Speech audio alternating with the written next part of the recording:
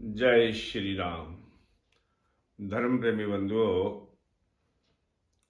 7 दिसंबर 2022 बुधवार और रात वाली पूर्णिमा का व्रत है और 8 दिसंबर 2022 गुरुवार के दिन वाली पूर्णिमा का व्रत है। पूर्णिमा जिस दिन चंद्रमा पूरा आकाश पर दिखाई देता है, 16 कला संपूर्ण दिखाई देता है, उस दिन को पूर्णिमा कहते हैं। शुक्ल पक्ष और 15वीं तिथि इसे पूर्णिमा का दिन माना जाता है। हर पूर्णिमा के दिन किसी न किसी महान आत्मा का आगमन इस धरती पर होता रहा है। इस पूर्णिमा को मार्गशीर्ष मास शुक्ल पक्ष पूर्णिमा के दिन भगवान दत्तात्रेय का जन्म उत्सव है। भगवान दत्तात्रेय कौन थे? महर्षि अत्रि और माता अनसुईया के पुत्र, उन्हें भगवान दत्तात्रेय कहते हैं। 3 देवताओं का अवतार इसी दिन हुआ था। शास्त्रों में, पुराणों में इसकी कथा का वर्णन है। पतिव्रताओं में सबसे श्रेष्ठ अगर कोई स्त्री इस भारत भूमि में, इस धरती पर, इस धरा पर हुई तो वह है माता अनसुईया, जिनकी पूजा तीनों देवता भी करते हैं, देवलोक में भी होती है। सभी लोकों में माता अनसुईया को पूजा जाता है। उनसे बड़ी पतिव्रता स्त्री इस संसार में कोई नहीं हुई। कथा इस तरह से है, माता अनसुईया हमेशा अपने पति अत्रि ऋषि की पूजा ही करती थी। जो स्त्री अपने पति की आज्ञा का पालन करती है, उनकी पूजा करती है, सेवा करती है, माता पिता की सेवा करती है, अपने बच्चों से प्यार करती है, अपने गृहस्थ जीवन से प्रेम करती है, अच्छी तरह से घर का निर्वाह करती है। पति थोड़ी कमाई भी करे, उसमें भी वह पत्नी, वह स्त्री अपने परिवार का पालन पोषण करने के बाद भी कुछ जमा पूंजी इकट्ठी करके रख ले, ताकि अगर कहीं अपने पति को घर में कोई विपदा आए, धन की कमी आए, तो वह स्त्री उन पैसों द्वारा अपने पति की सहायता करे। ये पतिव्रता स्त्री के लक्षण होते हैं।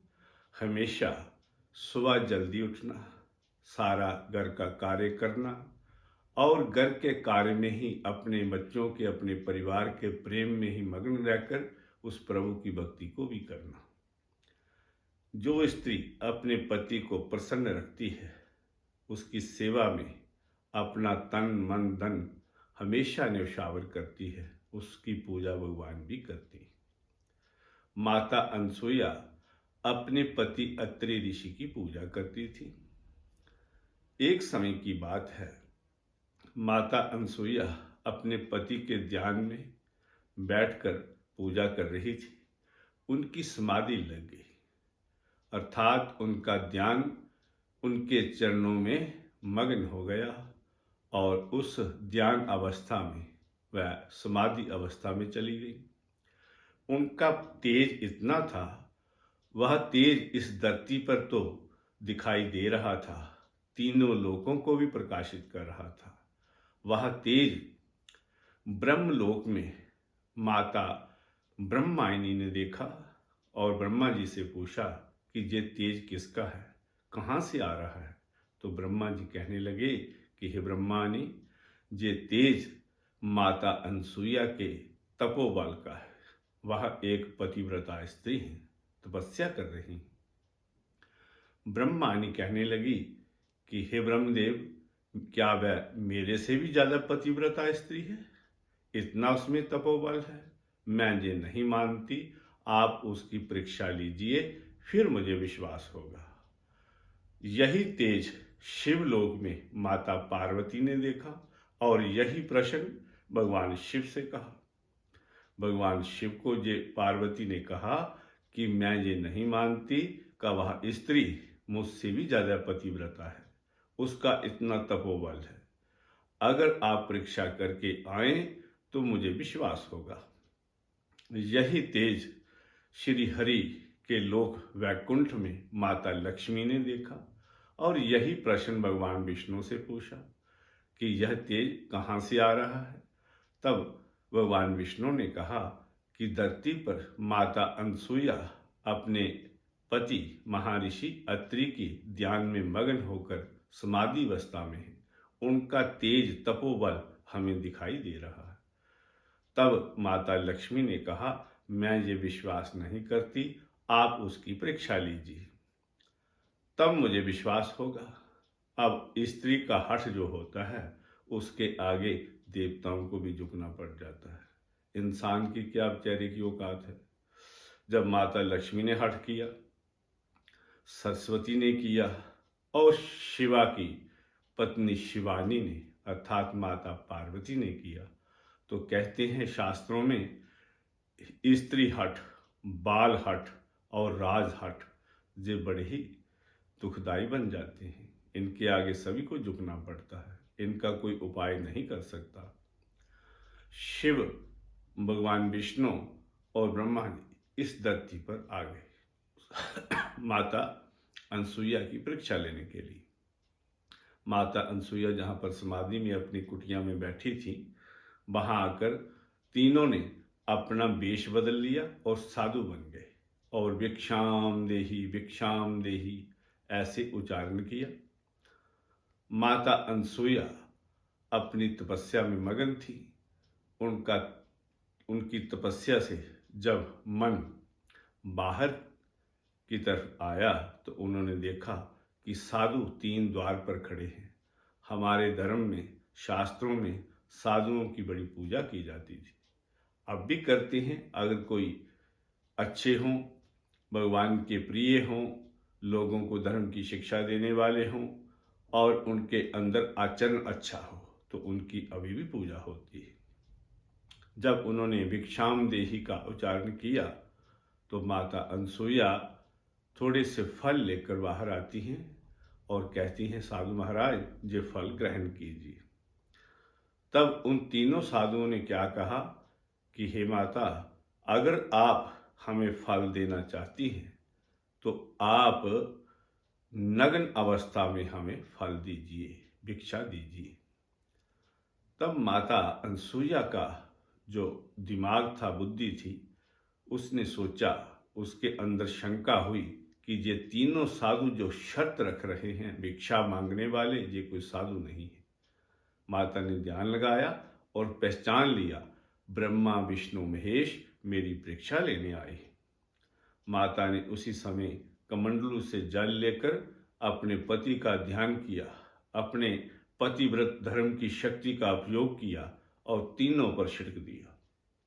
तीनों ब्रह्मा विष्णु महेश उसी समय नवजात शिशु बन गए, अर्थात जिनका उसी समय जन्म हो ऐसे बच्चे बन गए।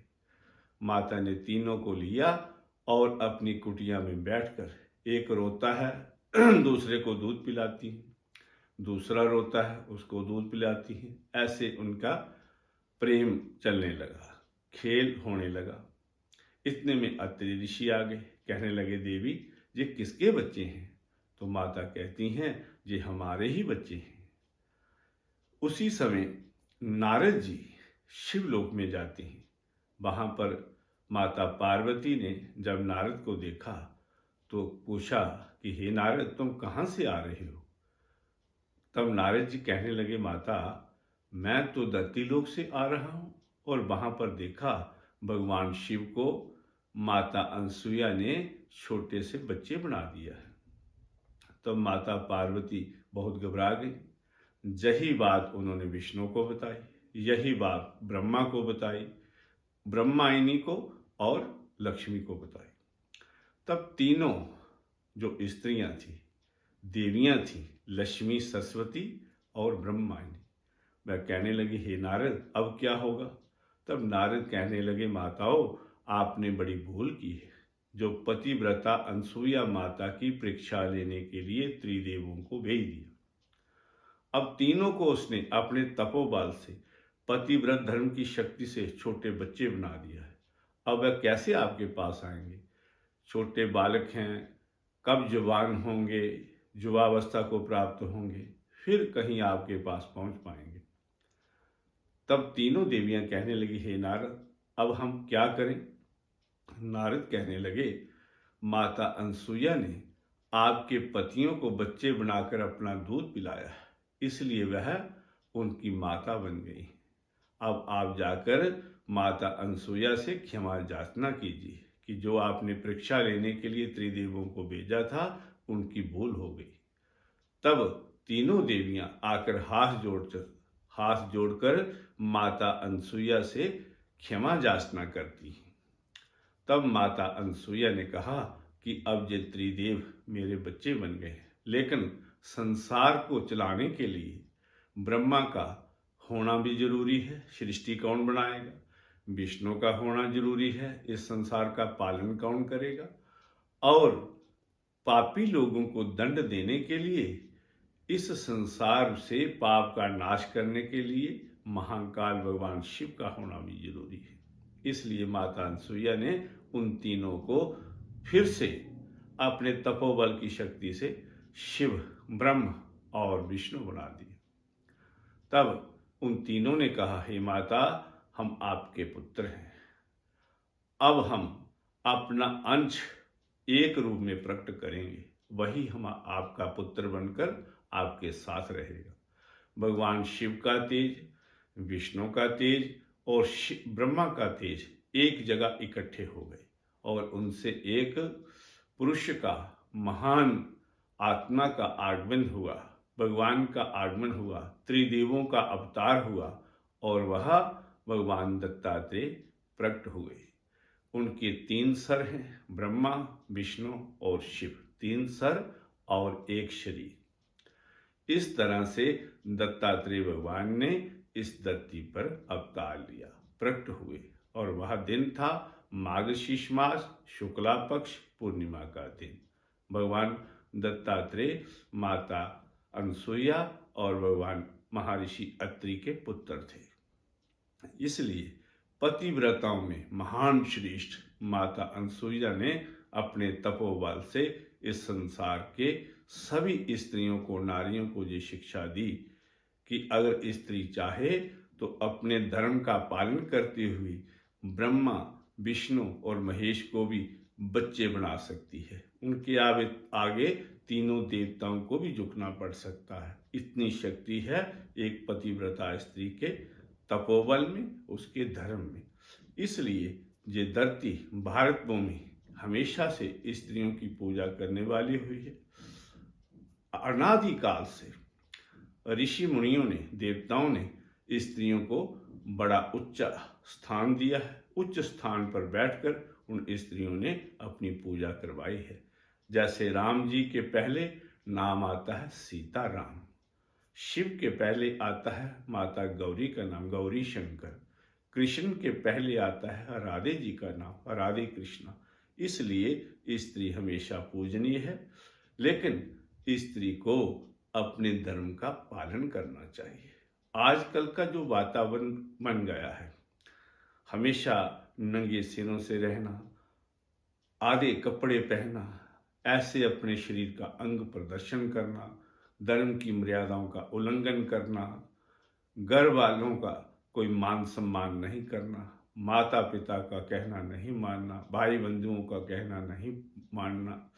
और आजकल के वातावरण में पश्चिमी सभ्यता के रंग में रंग कर स्त्रियां मांस भी खा रही हैं, सिगरेट भी पीती हैं, नशा भी करती हैं।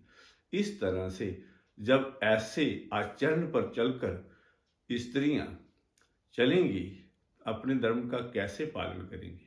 और कहाँ माता अनसुईया का वह संदेश जो उन्होंने शिक्षा दी, माता सीता को भी उन्होंने शिक्षा दी थी। जब माता सीता और भगवान श्री राम बाण प्रस्थ में उनके, अर्थात जब वनवास काट रहे थे भगवान श्री राम जी 14 वर्ष का, तो माता अनसुईया और अत्रि ऋषि की कुटिया में गए थे।